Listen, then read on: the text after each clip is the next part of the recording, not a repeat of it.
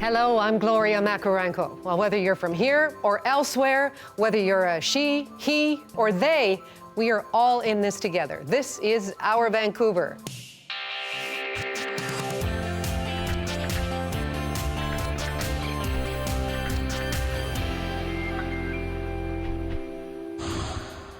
Coming up, seeing Canada through the photos and stories of newcomers. And a day in the life of a grade 12 grad in 2020. But first, let's talk about gender.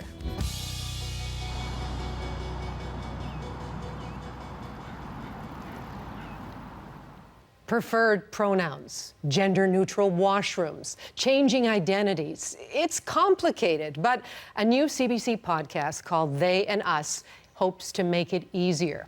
Wil Fundal is the host, and we have reached them in Prince George. Wil, hello there. Hello, Gloria. Thanks so much for having me on the show. Well, it's interesting. I mean, you go by the pronoun they. Tell us a little more about your personal story with identity and expression.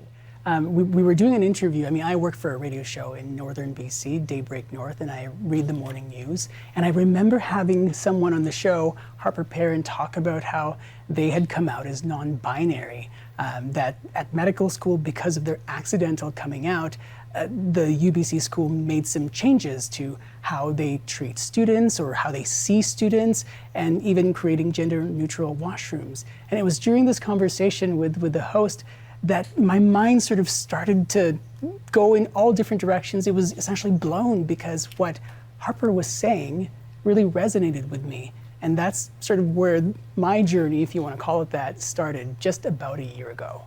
Can you tell us about the drag personality, Ms. Fundal? You know, before I realized I was non-binary, my, I guess, nighttime thing is Miss Fundal. And she wears high heels, sometimes high-heeled boots. She came out just a few years ago for the first time. And when I look back, when I'm Miss Fundal, I had asked people to use the she, her pronouns. And it's sort of, I guess, the middle ground between figuring out my gender identity and figuring out that there's so many layers to it that makes it so complex for a lot of people. Well, you're a journalist, but this is a very personal story, or a personal to this whole world. And this podcast is going to be online for a very long time. What kinds of fears did you face about that? Yeah, it's still terrifying, Gloria. It's still terrifying because, as journalists, we typically don't insert ourselves into stories. And so when I started the project with my producer, Andrew Crietta, I talked to him about how I didn't really want to talk about my own stuff.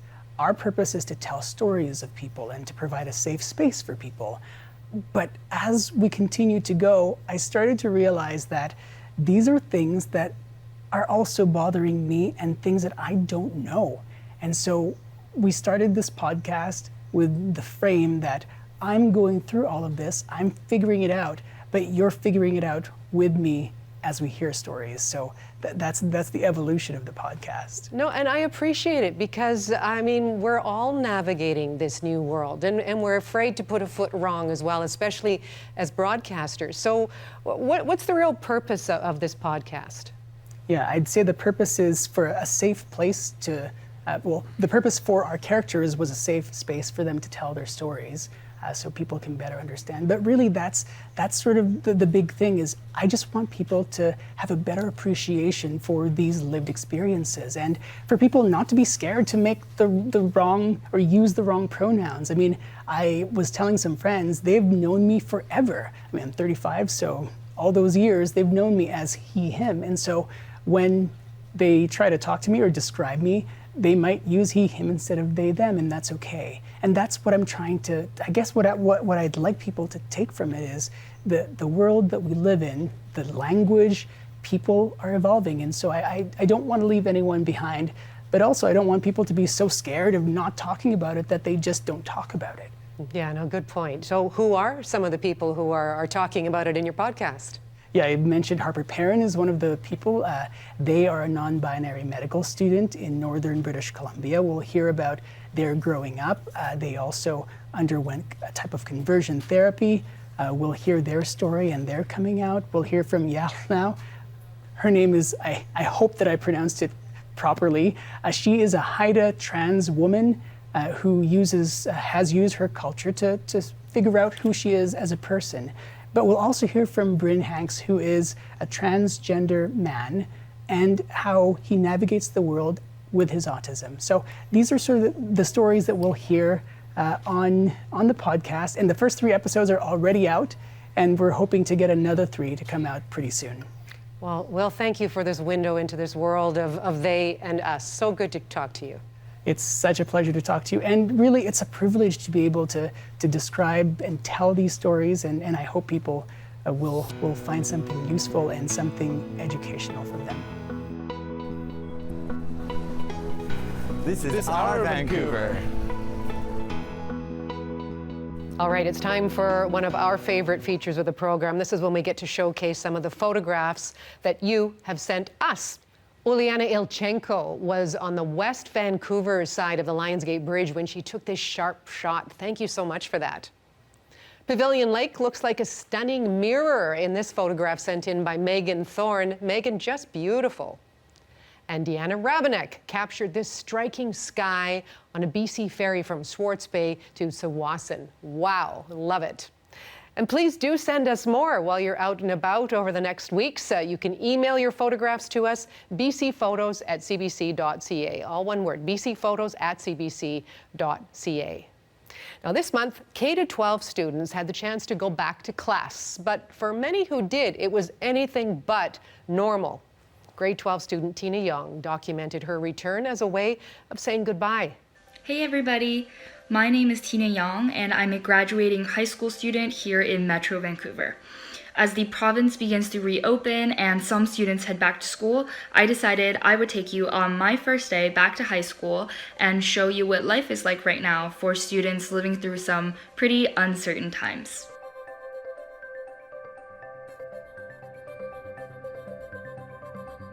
Usually there's like tons of kids on the street trying to get to school, but I'm the only person on the street right now. I really want to go and experience it one last time, even though it's not going to be the same, and maybe it'll be deeply unsatisfying, who knows, but I feel like I need the chance to just say goodbye and move on with my life. So I'm here with my favorite teacher, Miss Stewart, my geography teacher. It was just really nice being able to talk to someone who's not my parents or my cat. See you. Stay safe. I was the only person in my class, and the school was very, very empty. As you can see from a bunch of the clips that I took, the hallways were quiet and the classrooms were basically empty, which was honestly a little bit eerie because usually it's just swarming with students. There were also lots of signs advising us to stay socially distanced and 2 meters apart, and hand sanitizer everywhere. And you can just tell the atmosphere of the school was different. In fact, I was asked to leave the school immediately after my class was over. So it was a bit strange only seeing my teacher.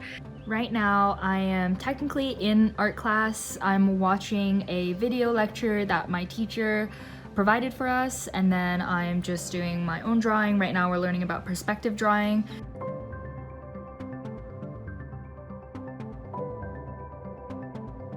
I thought I would put on what I would have worn to my grad dance and talk about that experience a little bit. In the grand scheme of things, something like a prom or commencement being canceled just does not seem all that important, but to high school seniors, including myself, it's something that we've looked forward to since maybe the day we started high school. And the reason is that these are not just one-day events, they're not just ceremonies. They are a way for us to properly say goodbye to this crazy time of our lives and all the people that we've shared this high school experience with. At least for me, I always thought of grad as a way for us to find closure and to properly close the chapter of high school and move on with our lives as we go into adulthood. And it is disappointing to have to miss out on that. Of course, I'm sure we're gonna recover, we're gonna be okay. And at least I got to show you guys my grad dress and find a little bit of that closure from you guys. So thank you for coming to prom with me.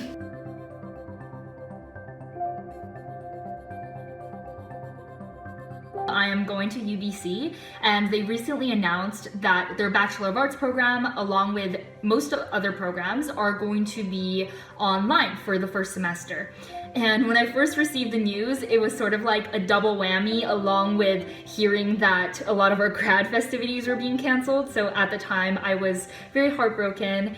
The experience of being in a first year at university is far more than just those few months. It's far more than just studying or partying. It's also a time when a lot of people find themselves, I think. And that sounds really corny, but I'd like to believe that it's true. And it goes to show that even though I was able to go back to school today, normalcy is still a long ways away from us. All right, so that was my day. I want to thank you guys so much for sticking with me. I can't wait to look back on this when I'm much older and when the coronavirus is hopefully a distant memory.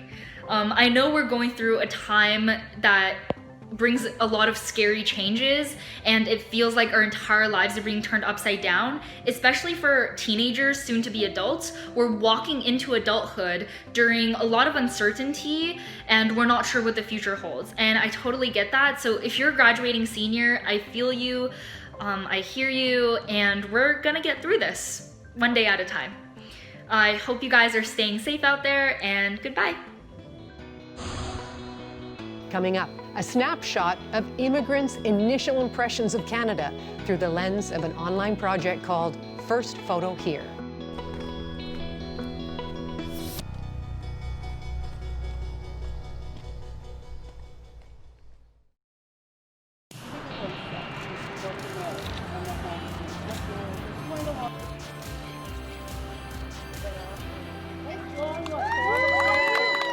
Hi, welcome back to Our Vancouver. I'm Gloria Macarenko.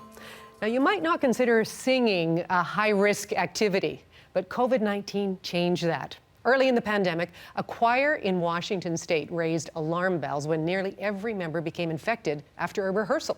Well, now, as Michelle Gussoub reports, choirs in BC are reimagining what future sessions may look like.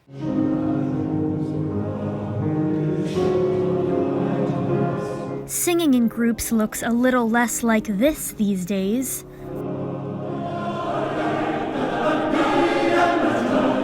And a lot more like this. We rise again in the faces of our children. COVID-19 has been devastating for choirs. Because of the nature of singing, group practices might actually be one of the last activities to return. We're becoming increasingly aware that things like singing are challenging because somebody who has a very mild case, or maybe just before they become symptomatic, if they can expel a lot of droplets. Now, many of us have had to adjust to working from our homes, but producing music over the internet in a large group is really challenging. And that's because of something called digital latency. So if I'm here at my keyboard and I decide to play some music, you're not going to hear those notes at the exact same time that I'm producing them.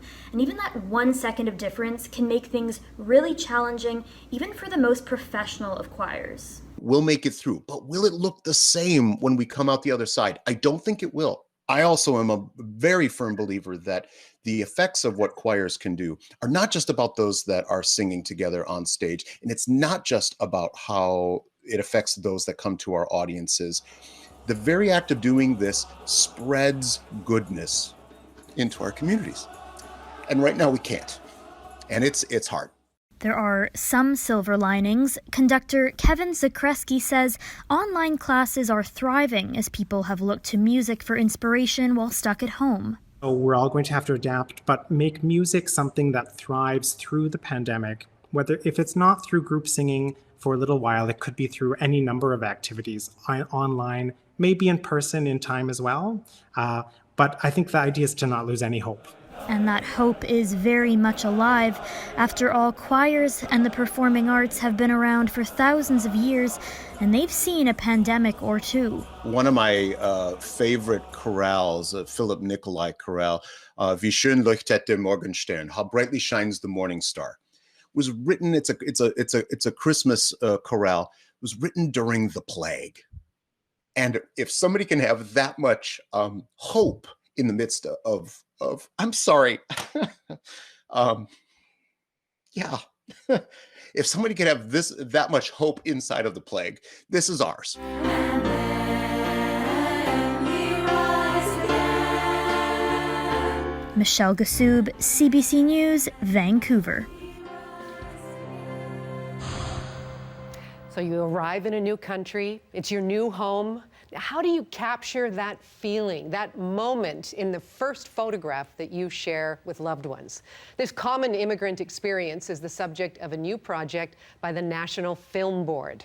It's called First Photo Here, and Joella Caballu is its curator. Joella, hello there. Hi, Gloria. So tell us more about First Photo Here. Yes. So First Photo Here is a curated collection of the very first photos taken by newcomers to Canada and shared with their friends and family back home. It's a project that lives primarily on Instagram, and it's produced with the National Film Board digital studio. Okay, there's the photograph, but there's also the story behind the photograph. What are some of the stories that you've received so far? Yeah, the stories, they kind of run a gamut of different kinds of tones and emotions. There's one photo that comes to mind that's essentially a selfie of a young woman from Yemen that she takes of herself at the airport and she sends via WhatsApp to her family. And the message that goes along with it is quite sobering. And all it says is that I arrived safely here and now I'm going to claim asylum. On the other side of the spectrum is quite a humorous photo. At first, when you look at it, it's just the inside of a fully stocked refrigerator. But the story behind it is that the participant, a young woman, she had just done a grocery run upon arrival. And she wanted to tell her parents, show her parents that, that she's independent, that she can take care of herself. But after many years since that photo was taken, she learned that she couldn't actually sustain herself just with cheese slices and chocolate milk. So that's the beauty of this project, that it gives an opportunity for participants to reflect on that very moment when they took the photo, but then kind of the lessons learned since then. Well, you just got to think about how daunting that can be, to be in a new land, in a new supermarket with all these different products. What do I use these for? This is not familiar to me. I get where you're going. So you're rolling out this project over time on Instagram. Just what kind of audience do you hope to attract?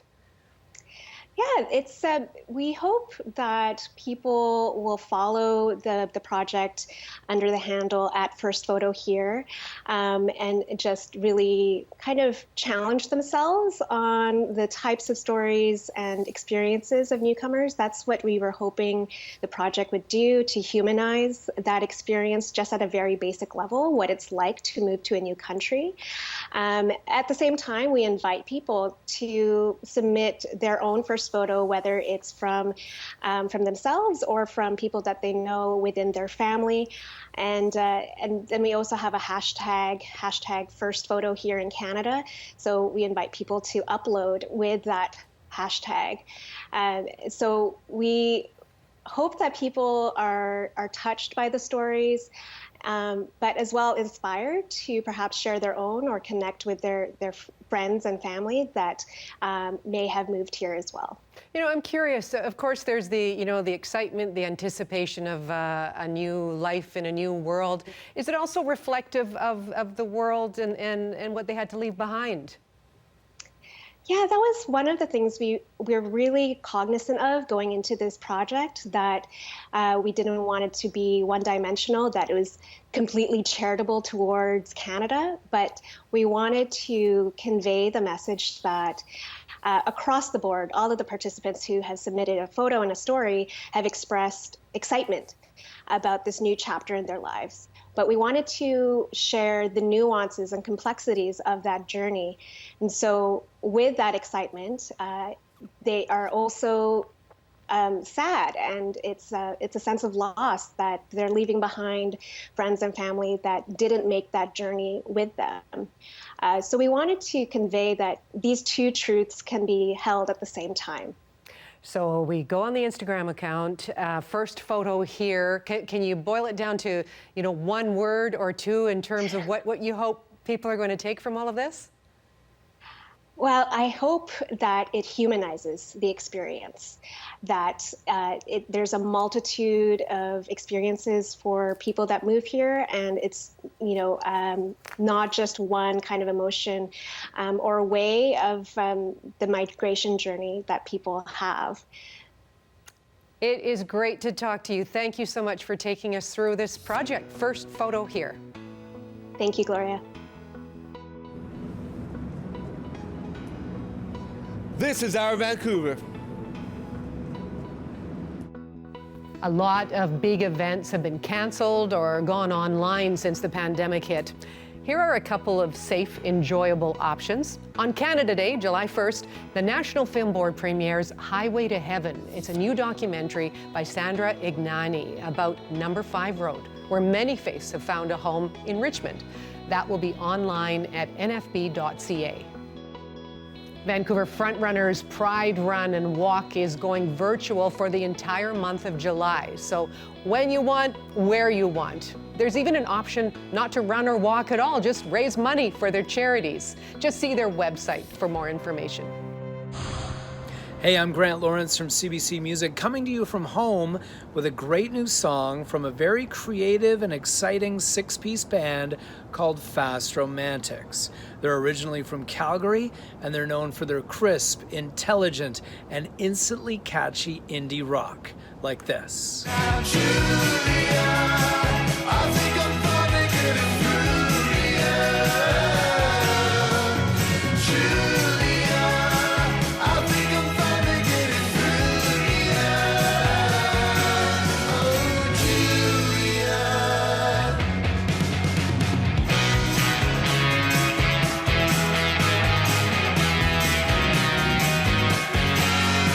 That's Fast Romantics with Julia, a video that features, yes, Fred Astaire, magically dancing to the band's song. That video was nominated for the Prism Prize, honoring the best Canadian videos of the year, and it won the SOCAN Songwriting Prize in 2016. Fast Romantics followed that up a year later with a politically driven anthemic protest song called Why We Fight. I know we're all out of money, let the billionaires win. We ain't got much, but we're hungry. It's burning under our skin. This is why we fight. This is why we fight. Oh, come on, darling. There's a war on our TV. It is alright. Fast Romantics released that powerful video on January 20th, 2017, which was the inauguration day of Donald Trump. Remember all those huge crowds? Anyway, cut ahead to this year and, well, you know what's happened. The Fast Romantics were in California in March trying to complete their new record, but lead singer and songwriter Matthew Angus was trying to shake both a depression and a songwriting slump that was slowing down the record. It was on the band's very tense flight back to Canada as the pandemic broke when a kind of end-of-the-world creative urgency took over and the songs flowed out. When the rest of the world hit the brakes, Fast Romantics hit the gas. Pick it up, pick it up, pick it up, pick yourself up. Nothing's gonna happen if you're broken down all day. Pick it up, pick it up, pick it up, pick yourself up. Nothing ever happens when you mess around that way. That's Fast Romantics with their brand new song, Pick It Up, from the album of the same name that will be released later this summer and was finished in record time during this pandemic, remotely. while the members were under quarantine from their separate apartments, as you saw in that video that captured the moments. Pick It Up by Fast Romantics is the song that you need to add to your staycation summer playlist for this week. I'm Grant Lawrence. Stay safe, keep Canadian music alive, and I'll check in with you again soon. Coming up, the story and the significance of the popular Indigenous bread, bannock.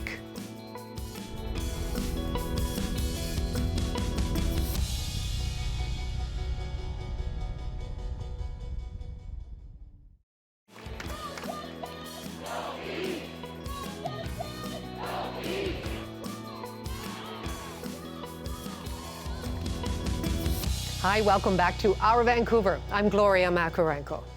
Well, it goes by many names and can be made many different ways, but bannock remains an important Indigenous bread.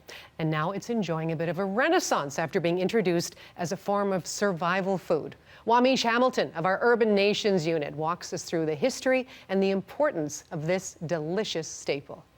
Vancouver is a multicultural city. And with multicultural people comes multicultural food. Italians have their pasta. South Asian people have their dal. And Vietnamese people have their pho. But this is Indigenous country. No matter what Indigenous person you talk to, you're going to hear about bannock. I think I was about 5 years old, and I've had bannock all my life. Janine Delorme Bird is originally from Saskatchewan and now bakes bannock at the Salmon and Bannock on Broadway in Vancouver. First time I made bannock was with my dad. We were all making bannock with our stepmom, and my dad sprayed a little bit of flour in my sister's face, and we started this huge flour fight in our house, and there's probably about 8 of us just throwing flour at each other, and it was tons of fun. Bannock is a universal staple in First Nations communities and in urban Indigenous kitchens from coast to coast. But every household has its own take on it. It goes by different names. Blackfoot people, I believe, call it fry bread. That's fried bannock. And then they call baked bannock, they call it pan bread. In my family, we have a weird name for fried bannock, and then we call it bangs. It's hard to believe that this mouth-watering delight has only 3 or 4 basic ingredients: flour, baking powder, sugar. But every grandma, grandpa, auntie, uncle, mom, or dad has their own secret sauce that's been handed down since time immemorial. Some families use milk instead of water. Some families add salt. Some families add sugar. In my family, we add salt and like a little bit of sugar. I like to add a bit of cinnamon to mine, but really, bannock changes from family to family. Bannock isn't Indigenous to Indigenous country. It was originally adapted out of necessity, but has since been vastly improved on. When we were first colonized, we were forced into reservations and we were given rations, and that included flour. And so we didn't really know what to do with it because we've never really used flour. And so we were shown by settlers how to make the traditional bannock. Bannock nourished Indigenous people physically at one time, helping them survive. Today, it nourishes the soul. Wamish Hamilton, CBC News, Vancouver. Alex Marr had been playing music in Vancouver for 20 years. He released his latest EP, Dream Final, last fall. And then this year, COVID hit and life for everyone changed. Well, that hasn't stopped him from making music or performing live at least one more time, because Alex Marr connected with Laura Lynch on the early edition. You know, Vancouver's, even despite the decline of a lot of our old great mid-sized venues, there are still great venues in Vancouver, and you know, there's a great music scene happening. So that meant you're making a full-time living at being a musician then? I haven't had a job in about 15 years, other than doing music for a living. I recently, however, did start moonlighting as a construction worker about 4 weeks ago. Because you needed the money, I guess. Just, you know, I did the first 2 months of the CERB, and that really helped. I think that was actually really awesome of Canada to have that for us. I really, really appreciated that. But, you know, extending that to a 4-month term of, you know, not necessarily working, I don't know. I just I wanted to sort of shift my energy, and you know, I had the opportunity to get a little bit of work on the side. I didn't have to look too far for it, so you know, it's better than for me to do that and then keep hustling on the side with what I'm doing with the streaming and you know writing, and I'm still getting some recording clients coming in for saxophone and whatnot. So still very quite active now. So. But what was it like for you to put down your musical instruments, so to speak, and pick up a hammer? It's actually really interesting, learning all the ins and outs of contracting and in carpentry, and you know, obviously there's a lot of labor involved as well. But it was refreshing. It's not always refreshing, but right now it still is. For the time being. Yeah, we've been hearing from different artists about the range of strategies people are taking right now. Some are using this forced break to stay busy and write. Others are using it as a forced rest, a chance to recuperate. That's something that you don't easily do when you're on tour. What's your approach? Have you been writing? I've been trying to write. Actually, you know what? I have been writing. There's a lot of. I have my whole loop station and my whole sort of looper rig set up for streaming every week. So it's really easy for me to, you know, step into my gear and figure out a new funky riff. So I actually do have quite a collection of, you know, pandemic riffs that I've been collecting. So the first thing that I'm gonna need to do is try to put some lyrics to it. So what's the name of the song? This song is called No One Else. It's actually from my second last album, but it's you know, very relevant lyrically right now, so I thought I'd share it. Where do I begin? I was pulling from the city by 100 kilometer wind. My memory is hazy. How did I ever get this lazy? It's crazy. And we're all so complicit, all 7 billion of us, one minute to listening. Although I'm moving faster, we're just cruising to disaster. And I know your pain. It's just another day.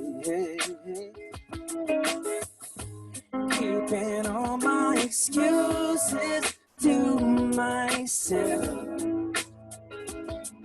Look to no one else. That's how we're gonna survive this.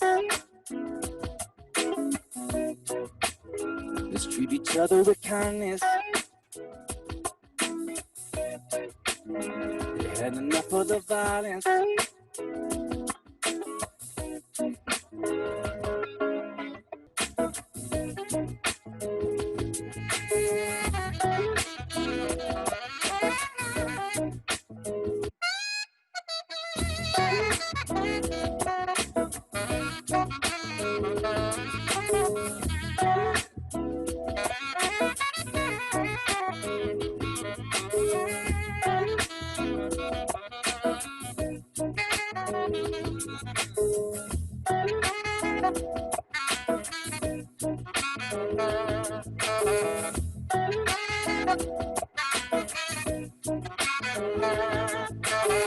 So we're gonna survive it. Let's treat each other with kindness. Had enough of the violence. And I'm breaking the silence.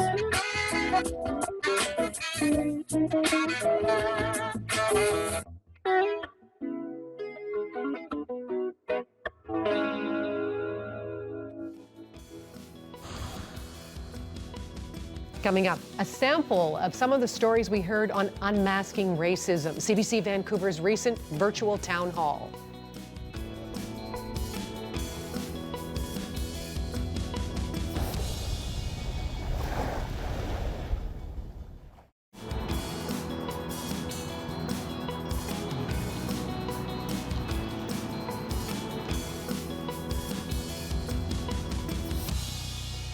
Hi, welcome back to Our Vancouver. I'm Gloria Macarenko. Well, amidst a global pandemic, the murder of George Floyd and other violent, disturbing incidents across North America, they've prompted many of us to come together to talk about racism, including here in BC. Well, we held a virtual town hall. It was called Unmasking Racism. And here are some of the personal stories that we heard. And we do have a warning. This video contains some strong language that some might find disturbing. My name's Omari Newton. I'm a professional artist. As a black guy, I feel like I have these like magic glasses on that a lot of white people don't have, where I see racism all the time. And I'm never surprised when I hear a high-profile person do something racist because I experience it on a regular basis. It still feels like the media covers racism as though it's a special event. You know, like when something racist happens, it's like the Super Bowl is happening. And I think the media could do a better job of just normalizing conversations and difficult, complex conversations about race so that the average Canadian doesn't see racism as an aberration. And they realize that it's a norm. We live in a system that is, you know, Canada was a country that was colonized, it's rooted in racism. And if more Canadians understood this, they wouldn't be so surprised when overt instances of racism kicked up and became national media stories. I'm interracial, so I'm half Asian and half Caucasian, and throughout my life, and so I bring my person into my profession as a nurse, I've just experienced misinterpretation of behavior or communication at times. I wanted to speak to CBC about racism in healthcare because I think we need some type of cultural sensitivity education training in healthcare professions. If you look at it proportionately, if you start from the bottom and work your way to the top, when you look at upper levels of management in healthcare, you might see the more white European dominant people in management. And we need diversity all the way up the chain because we need to have discussions about how culture and race affect healthcare practice. And I just don't see that being encouraged. I don't see it being taught. Hello, my name is Tessa Russell and I live in Kelowna, BC. Having lived in both the US and Canada, my awareness of racism in Canada has been that it tends to be way more insidious and in some sense then dangerous because it's unacknowledged and tacitly acceptable. I've had to show multiple forms of identification when returning items to a store that I have a receipt for, if it's in a large amount of money for the refund. It's things like people walking in front of you when you're in a lineup and then saying, "Oh, I didn't see you there," literally whitewashing you into invisibility. And, you know, even though it's wrapped in this really polite Canadian bow, it still makes you wonder. They question you with things like, "Where are you from?" as if somehow you couldn't be from Canada. Or the way that they walk up to my 3 children who happen to be biracial and they want to touch their hair and they have questions about them as if they are zoo specimens or pets, and I've had to teach them not to let people touch their hair. So those are the sorts of things that you experience as a Black person in Canada, and that's just one short example of the many ways that you are made to feel that whether we say the word or not, that you are. And there are hundreds of ways that we can say this without actually saying it. What I would like to see is for Black people's contributions to Canada to be acknowledged in a way that's meaningful outside of our history of slavery. Hi, my name is Gordon Lovren. I'm a Tlingit Tahltan person. I come from the Wolf Clan and my Indigenous name is Yonatan. My most recent experience with overt racism was 6 months ago. I was going to a coffee shop to get some coffee and I was in a lineup and I was the only Indigenous person in the lineup. The rest were all white people getting their coffee. And a young non-Indigenous white guy behind the counter looked at me and went, "Phew." And I was stunned. I thought, for a moment, to give him the benefit of the doubt, I thought because there's big windows behind me, I thought maybe one of his buddies was in the window and he was just goofing around with him. So I turned and I looked and there was nobody there. And it just made my blood boil, you know, and I looked back at him and he just smiled and shook his head like, yes. And everybody in the lineup saw it, but nobody did anything. And I couldn't contain my rage, but I had to, because I was the only Indigenous person there. And if I started a scene, I knew instinctually that the cops would be called and I would be the one taken away, and I would be the one that was the problem, not the guy who had literally looked at me and shot at me with his phantom gun. Hi, my name is Wamish Hamilton. I'm from the Hupachisset First Nation on Vancouver Island, one of 14 Newcomers tribes. When I was 14, I'd been going to a new middle school, and I got into a physical altercation, a fight, fist fight, with another kid in school, a non-Indigenous kid. And we were duking it out, and I was getting the better of this kid. And then suddenly, I was grabbed from behind. I was lifted up in the air and flipped over like a bag of potatoes onto the ground. And then I was picked up again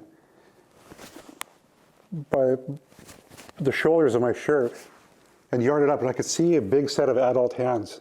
They were man's hands. Picked me up and threw me down again. Now, I don't know if I could say this on TV, and I'm sure you'll blurt it out, but each time he did that, and after the second time he threw me on the ground, he was kicking me.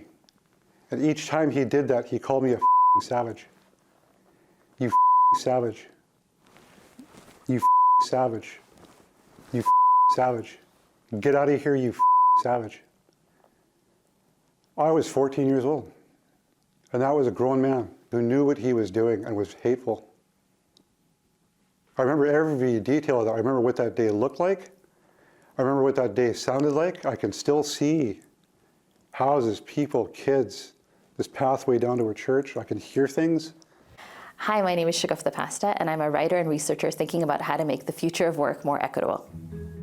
So I'm a visibly Muslim woman with a headscarf, and in my early 20s and mid-20s and even late 20s, that was something that I was always navigating. There was never other people in the workplace who looked like me. People always had a certain conception of what they thought a Muslim woman might achieve, might speak like, might think about, and I was constantly navigating that. If you go to the library and look up career books because you're trying to figure out how to figure out your career path, you will see books by and large written by white men. And a lot of those books will say, just network, just find people who are doing the things you want to do, talk to them, and design the career that you want to have. And those rules don't apply equally to everyone, because not everyone has social capital, and not everyone is long established in the city. And how we are read by the workplace is not just of our own making. The workplace is also reading us, and our resumes landing in a place where people are reading our last names, they are meeting us in interviews and reading our bodies in particular ways. There is a culture that we may or may not fit in, depending on how people assess us.